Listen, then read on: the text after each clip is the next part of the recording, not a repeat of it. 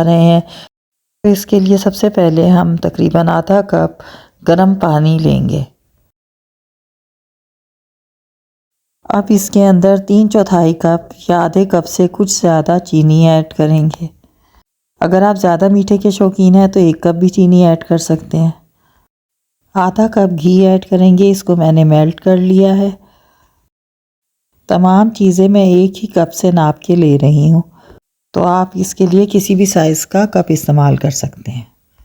अब 1 चुटकी नमक डालेंगे और इसके बाद इसको अच्छा सा मिक्स कर लेंगे। मिक्स करने के लिए आप कोई भी हैंड विस्क या फिर चम्मच यूज़ कर सकती हैं। बस आपने ये यकीनी बनाना है कि चीनी अच्छी सी हल हो जाए। घी हमने मेल्टेड फॉर्म में लिया है तो वो तो आराम से हल हो जाएगा। 2 से 3 मिनट लगेंगे, चीनी हल हो जाएगी क्योंकि पानी गर्म है। चीनी हल हो जाए तो फिर हम किसी बर्तन में 3 कप मैदा लेंगे। मैदे की जगह आप आटा भी इस्तेमाल कर सकती हैं अगर फ़ाइन आटा हो। मैं यहाँ पे मैदा इस्तेमाल कर रही हूँ, इसको मैंने अच्छा सा छान लिया है। जो हमने पानी का मिक्सचर बनाया है उससे हम ये आटा गूँदेंगे। मेक श्योर करें कि पानी का मिक्सचर बहुत तेज़ गर्म नहीं हो, बल्कि इतना गर्म हो कि हाथ को नहीं लगे। तो बस इससे हम आहिस्ता आहिस्ता ऐड करके ये आटा अच्छा सा गूँध लेंगे। अगर हमें ज़रूरत पड़ी हम थोड़ा सा मज़ीद पानी इस्तेमाल करेंगे, लेकिन यही पानी काफ़ी होता है इस आटे के मिक्सचर को गूँधने के लिए। अच्छी तरह मसल के एक सॉफ्ट सी डो बनाएंगे। यूँ तो आपको बहुत सारी रेसिपीज़ शक्करपारे की मिलेंगी, लेकिन कोई भी इतनी आसान नहीं जहाँ पे एक ही जगह सारी चीज़ें मिक्स करके उससे आटा गूँध लिया जाए। रिज़ल्ट सबका सेम है, लेकिन चीज़ों को अलग अलग तरीके से मिक्स किया जाता है, जिसमें मेहनत भी लगती है और वक्त भी। तो यहाँ हमने एक सॉफ्ट सी डो बना ली है, इसको हम 15 मिनट के लिए रेस्ट देंगे। इसके बाद आपको बताती हूँ कि इससे कैसे काम करना है।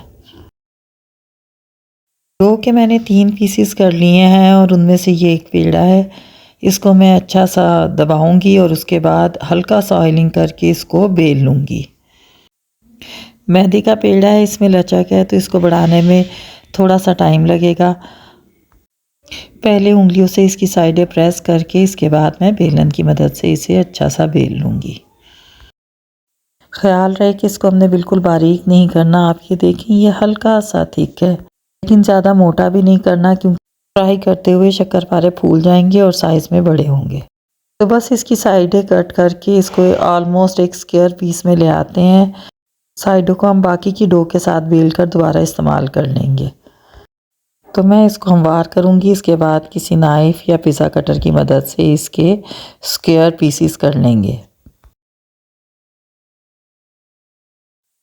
पीसीस को हमने तकरीबन 1 इंच का स्क्वायर कट करना है, तो आप अंदाजे से कट कर लें, इसके पीसेस बड़े नहीं काटे जाते।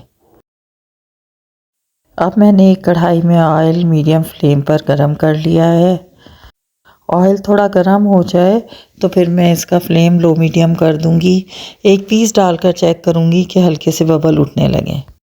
बस ये हल्के से बबल उठ रहे हैं तो टेम्परेचर हमारा बिल्कुल सेट है। तेज़ आंच नहीं करनी। इसके अंदर हम सारे स्क्वायर पीसेस डाल देंगे शक्करपारों के। सारे स्क्वायर पीसेस डालने के बाद हमने इन्हें एकदम चम्मच से नहीं हिलाना, बल्कि 2 मिनट तक इन्हें इसी आंच पे फ्राई होने देंगे। उसके बाद इन्हें हिलाएंगे। अगर उससे पहले हमने हिलाया तो ये आपस में जुड़ जाएंगे। इन टिप्स को आपने केयरफुली फॉलो करना है। इनका फ्राइंग टाइम तकरीबन 8 मिनट होगा। 4 मिनट एक तरफ से और इसके बाद साइड पलट कर